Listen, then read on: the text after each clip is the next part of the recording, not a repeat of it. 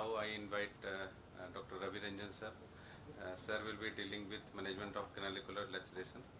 Sir is director of our Medicare, Vikramganj, and sir is a very known oculoplastic surgeon, and sir has presented papers in India and abroad.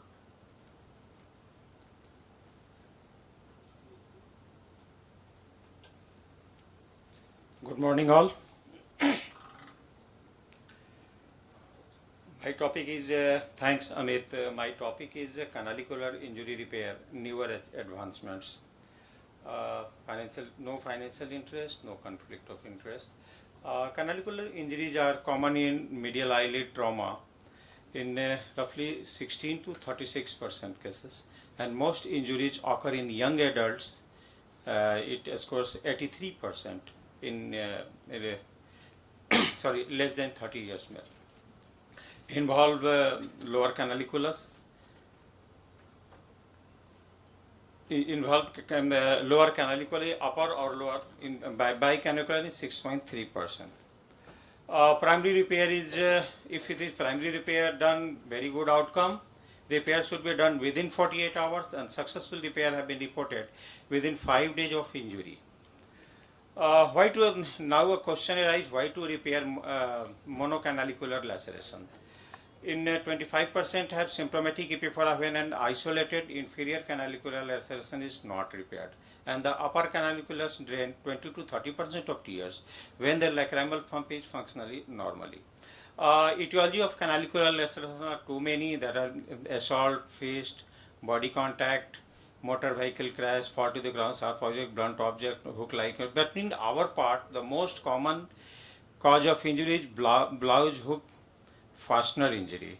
That is more common in babies nowadays. The mode of canalicular injury is direct trauma to the canaliculus or indirect trauma to the canaliculus. And technique of repair for canalicular injury is direct catheterization or retrograde catheterization.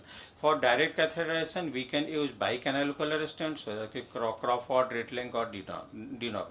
Or monocanalicular stent, as told by Dr. Sudhir, mini Manoka, or a stenting material, we can use IV cannula. For retrograde catheterization, pictal probe can be used, and useful in cases of it is more useful in cases of monocanalicular tear, and disadvantage are damage to the common or uninjured canaliculus, and the risk of creating a false passage is there. And the material for canalicular stents are nylon, polyethylene, supramid, Teflon, silicons, etc. And the advantage of silicone material is they are inert and stable. Soft pliable silicone minimizes ocular irritation and tissue trauma, and prevents stricture after repair, and maintains proper alignment. And these are the canalicular stents: monocanalicular stents, mini Monoca tube, and binocular O'Donoghue tube. And bicanalicular stent, silicone tube attached to the metal rod at either end and pass through both canaliculi, detrite beneath the inferior terminals with hooks, and we use this hook. Most commonly used in failed DCR surgery, can be an option. I should skip this. Yeah, mini Monoca stent, first developed by Dr. Fayad from France. It is a 30 to 40 mm long silicon stent, and the width is the 0.64 mm outer diameter. It is self-retaining and circular perforated collarity at one and connected to bulb via a small hollow tube. And the other advantage of mini Monoca stent is monocanalicular stent avoid manipulation of normal canaliculi, and the self-retaining nature. There is no need to suture, and non-irritant collarity, and less traumatic passage, and relatively more rigid nature. And intranasal manipulation is not required in these cases. And the AIMS Patna study is there, and this is 12 patients with canalicular tear who were repaired with mini Monoca stent were reviewed, and mean age of the patient were 34 years, ranging from 9 to 58 years. Most of them were males, in 92% of cases, and the most common mode of injury is roadside accidents followed by assaults, and the mean time following trauma to repair was 11 point, roughly 12 hours. It ranges from 6 to 22 hours.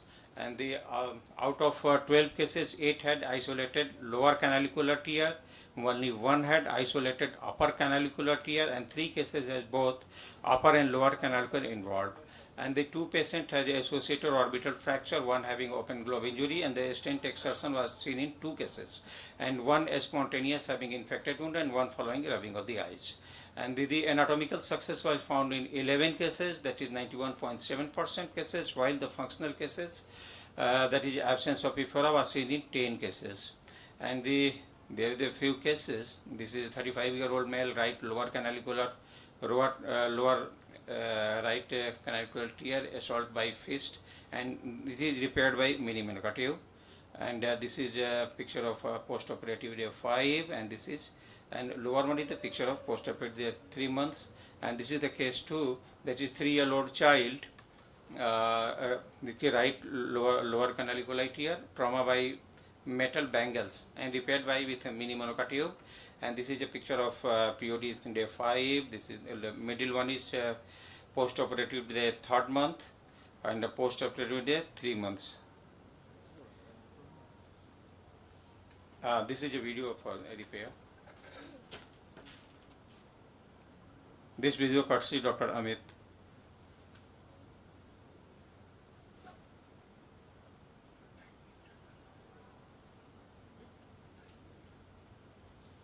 Punctal dilatation.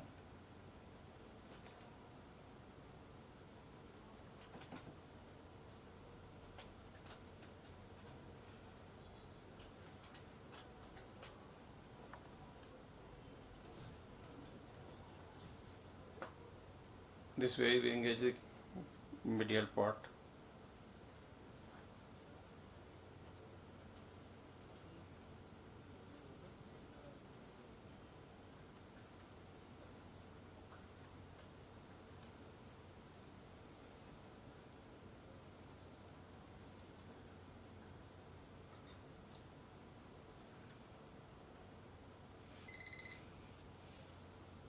इसका thickness कितना रहता है minimum नाका का? 0.63 mm. Yeah. This is the picture of post-operative day 1 month, and it is 6 months.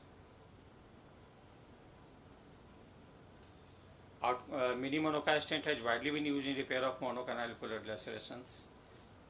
And conclusion, one should assume the canaliculus has been cut if there is any injury extending close to the lip margin medial to the puncta of the eyelids, and canalicular injury, if repaired within 42 hours, of lead to the higher success anatomically as well as functionally.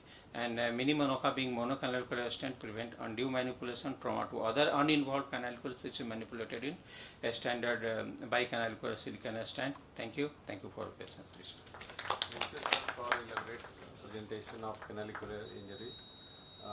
Canalicular injury, one of the commonly missed injury, mostly in subtle cases. If there is any abrasion, especially in the medial part and history of trauma, one should always be thought for, because prognosis is very bad if repaired late.